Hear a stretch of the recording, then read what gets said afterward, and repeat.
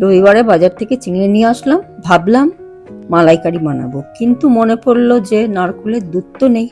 তারপর বুদ্ধি খাটিয়ে বানিয়ে ফেললাম নারকেলের দুধ ছাড়া চিংড়ি মাছের মালাইকারি। প্রথমে 250 গ্রাম চিংড়ি মাছে আধখানা লেবুর রস, 1 চামচ নুন, 1 চামচ গোলমরিচ গুঁড়ো দিয়ে ভালো করে মাখিয়ে নিলাম। সাথে একটা টমেটো পেস্ট করা, 2টো ছোট সাইজের পেঁয়াজ গ্রেট করা আর 2 চামচ আদা রসুন পেস্ট নিয়ে নিলাম। তারপর ফ্রাই প্যানে 2 চামচ ঘি দিয়ে মাছগুলো ছেড়ে দিলাম।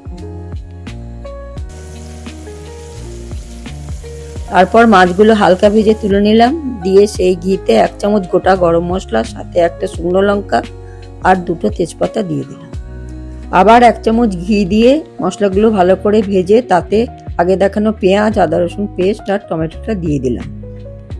তারপর সবকিছু ভালো করে ভেজে তাতে 2 চামচ ধনের গুঁড়ো, 1 চামচ জিরের গুঁড়ো, 2 চামচ লঙ্কার গুঁড়ো আর 1 চামচ নুন দিয়ে ভালো করে নাড়িয়ে নিলাম। এরপর কড়াইতে 1 কাপ দুধ দিয়ে তাতে চিংড়ি মাছগুলো ছেড়ে দিয়ে ভালো করে ফুটতে দিলাম। তারপর ফুটে গ্রেভিটা পুরো হয়ে গেলে নামিয়ে নিলাম। আর এইভাবে বানিয়ে ফেললাম নারকেলের দুধ ছাড়া চিংড়ি মাছের মালাইকারি।